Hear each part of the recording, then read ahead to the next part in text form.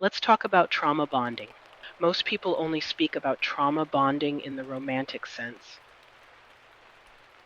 The manipulation, the gaslighting, the cycle of hurt and reward. Yes, that's real. That's when someone studies your wounds, mirrors your pain, and then tethers you to them through familiarity. They learn your trauma, and then they anchor you in it. But let's go deeper. There's another trauma bond people rarely speak about, the one we create ourselves. It's when we look for people who are broken in the same place as we are. Not to heal, but to feel understood. We find comfort in shared wounds. We form groups around what happened to us. We build identities around pain. And for a moment, it feels safe. It feels validating. It feels like home. And sometimes, for a season, it serves a purpose. Because being seen matters. But here's the shadow side. When familiarity becomes a cage, when the group becomes an echo chamber of woe is me, when accountability disappears because we've all been through it, when toxic behavior is tolerated because they're just hurt,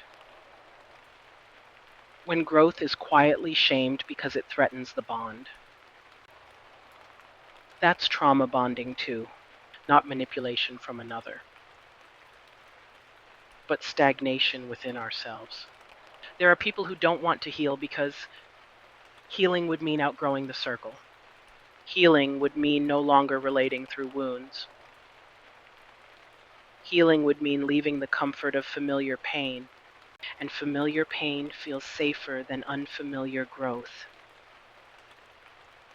So we stay, we retell, we relive, we justify, we normalize dysfunction.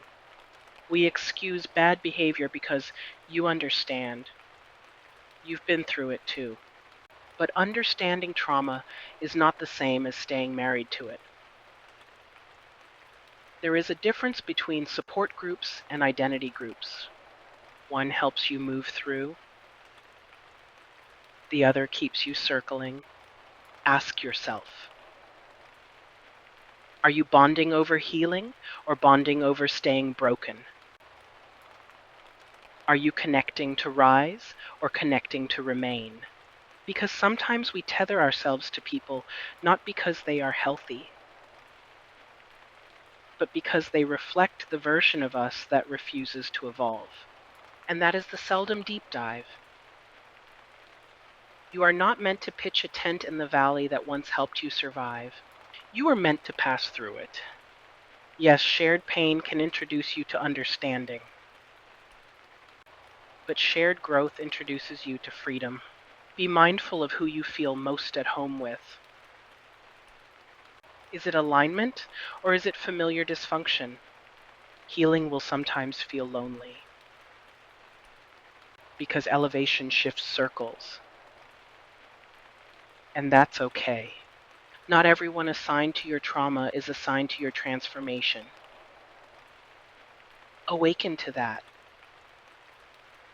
And remember, we can honor what broke us without building our forever there. Growth is not betrayal. Expansion is not abandonment. Outgrowing is not arrogance. It is alignment. And I no longer bond over wounds. I bond over wisdom. I don't stay where pain feels familiar. I rise until peace becomes my new normal. That's the difference. That's the awakening. That's the wisdom.